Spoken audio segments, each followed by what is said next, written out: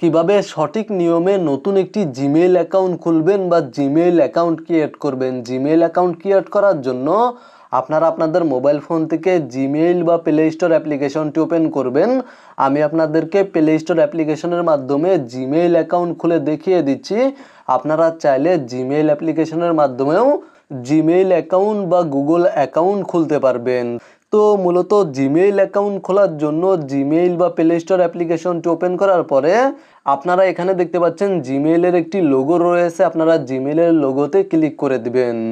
যদি আপনাদের মোবাইল ফোনে অলরেডি কোনো জিমেইল অ্যাকাউন্ট লগ ইন থাকে তাহলে এখানে জিমেইলের একটি লোগো শো করবে। আর যদি কোনো জিমেইল অ্যাকাউন্ট লগ ইন না থাকে তাহলে সাইন ইন নামে একটি অপশন পেয়ে যাবেন। আপনারা জাস্ট সাইন ইন অপশনে ক্লিক করে দিবেন। আর যদি অলরেডি জিমেইল অ্যাকাউন্ট খোলা থাকে তাহলে জিমেইলের লোগোতে ক্লিক করার পরে সুইচ অ্যাকাউন্ট এই অপশনে ক্লিক করে দিবেন এবং নিচে দেখতে পাচ্ছেন অ্যাড অ্যানাদার অ্যাকাউন্ট এই অপশনে ক্লিক করে দিবেন এবং আপনাদের মোবাইল ফোনের স্ক্রিন লকটি বা ফিঙ্গারপ্রিন্ট সাবমিট করে দিবেন।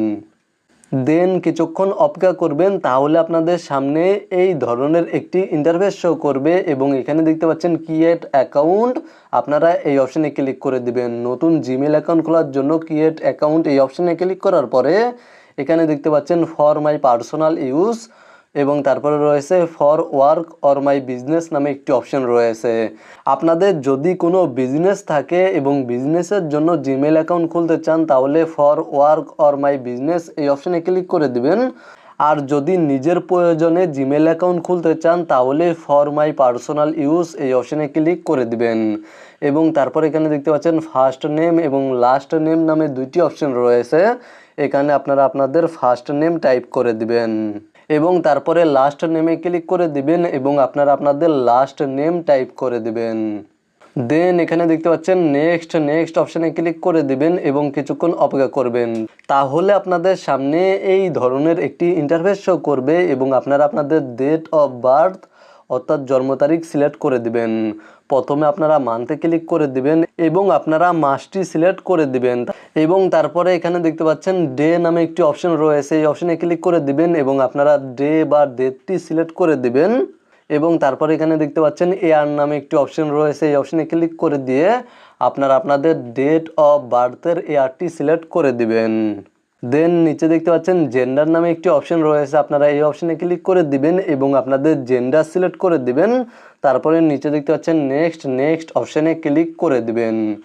দেন আপনারা যেই ইউজার নেমটি নিতে চাচ্ছেন মানে যেই ইউজার নেম দিয়ে জিমেইল অ্যাকাউন্ট খুলতে চাচ্ছেন সেই ইউজার নেমটি এখানে টাইপ করে দিবেন এবং তারপরে নেক্সট অপশনে ক্লিক করে দিবেন। যদি এই ধরনের ইন্টারফেস শো করে তাহলে আপনারা যেই ইউজার নেমটি নিতে চাচ্ছেন সেই ইউজার নেমটি অলরেডি কেউ ব্যবহার করছে, আপনাদেরকে কিছুটা পরিবর্তন করতে হবে। আপনারা জাস্ট কিছু সংখ্যা দিয়ে দিবেন বা এক্সট্রা কিছু এখানে টাইপ করে দিবেন এবং তারপরে নেক্সট অপশনে ক্লিক করে দিবেন এবং চেক করবেন যে ইউজার নেমটি অ্যাভেলেবল রয়েছে কিনা।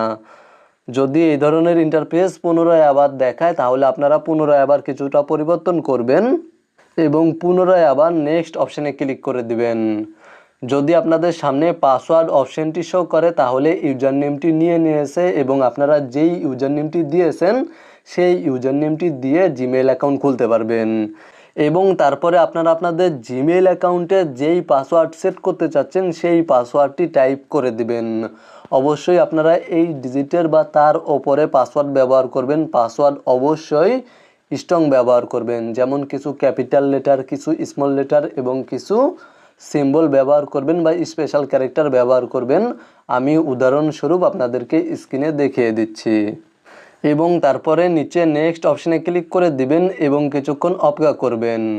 তাহলে আপনাদের সামনে এই ধরনের একটি ইন্টারফেস শো করবে এবং নিচে দেখতে পাচ্ছেন নেক্সট অপশনে ক্লিক করে দিবেন এবং সেমভাবে কিছুক্ষণ অপেক্ষা করার পরে এখান থেকে নিচে চলে আসবেন এবং এখানে দেখতে পাচ্ছেন আই এগ্রি এই অপশনে ক্লিক করে দিবেন।